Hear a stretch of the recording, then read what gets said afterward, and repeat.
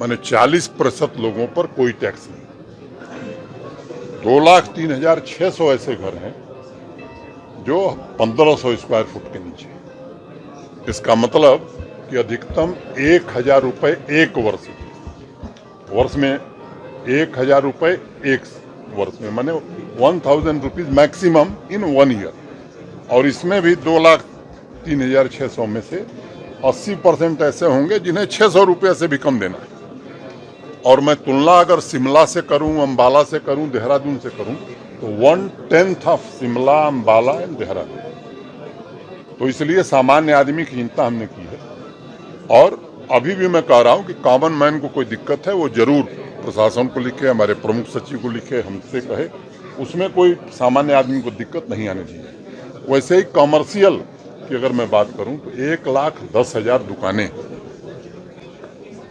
1,01,000 दुकानें हैं श्रीनगर, जम्मू और बाकी म्यूनिसिपैलिटीज में मिलाकर।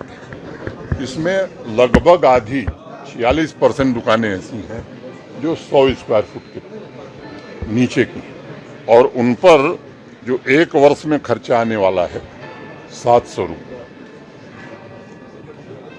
और 46,000 में से मुझे लगता है 80% ऐसे लोग होंगे जो 500, 550 के रेंज में होंगे, तो 50 रुपया महीना मान लीजिए। और 30,000 ऐसी दुकानें हैं जो जिनको साल में 2,000 से कम देना है। ये भी तीनों शहरों से 1/10 है। तो मोटे तौर पर 1,01,000 में से माने 76% ऐसे लोग हैं जिनको बहुत ही न्यूनतम भुगतान करना है। मुझे लगता है कि इससे बेहतर व्यवस्था कोई नहीं हो सकती है। और बार बार हमने दोहराया है कि ये जो धन आएगा वो उसी कॉरपोरेशन के, उसी म्यूनिसिपैलिटी के अकाउंट में जमा किया जाएगा। हमारे शहर ग्रोथ के इंजन बन सकें उसके लिए काम किया जाएगा। सामान्य आदमी की नागरिक सुविधाओं में बढ़ोतरी हो इसके लिए इस पैसे का उपयोग किया जाएगा। कंसोलिडेटेड फंड ऑफ JKUT में वो नहीं जाएगा। मैं समझता हूँ, मैं जम्मू कश्मीर के सामान्य नागरिक से निवेदन करना चाहता हूँ कि आइए प्रशासन का सहयोग करिए, एक अच्छा जम्मू कश्मीर बनाने में हम सब आगे बढ़ें।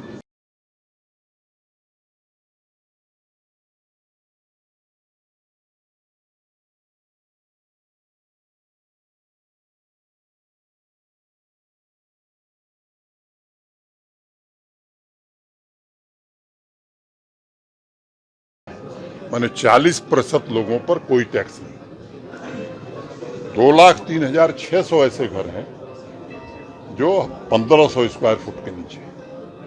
इसका मतलब कि अधिकतम 1,000 रुपये एक वर्ष में 1,000 रुपये एक वर्ष में, माने 1,000 रुपीज मैक्सिमम इन 1 ईयर।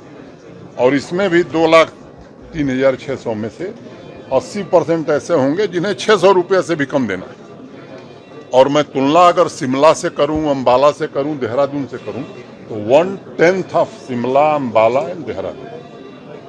तो इसलिए सामान्य आदमी की चिंता हमने की है।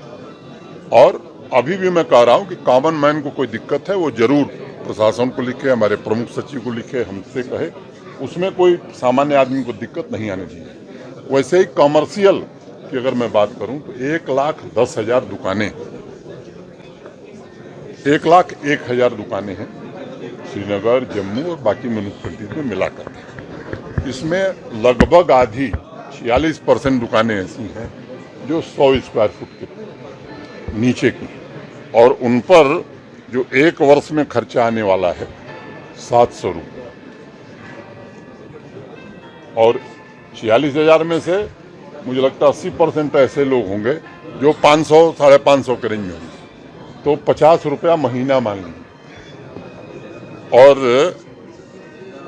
30,000 ऐसी दुकानें हैं जो जिनको साल में 2,000 से कम देना है। ये भी तीनों शहरों से 1/10 है।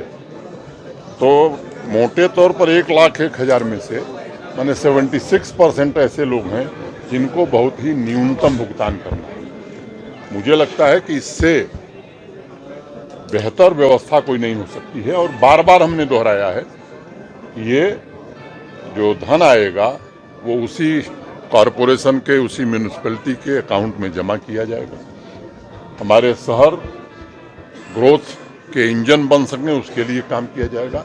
सामान्य आदमी की नागरिक सुविधाओं में बढ़ोतरी हो, इसके लिए इस पैसे का उपयोग किया जाएगा। कंसोलिडेटेड फंड ऑफ JKUT में वो नहीं जाएगा। मैं समझता हूँ, मैं जम्मू कश्मीर के सामान्य नागरिक से निवेदन करना चाहता हूँ कि आइए प्रशासन का सहयोग करिए, एक अच्छा जम्मू कश्मीर बनाने में हम सब आगे बढ़ें।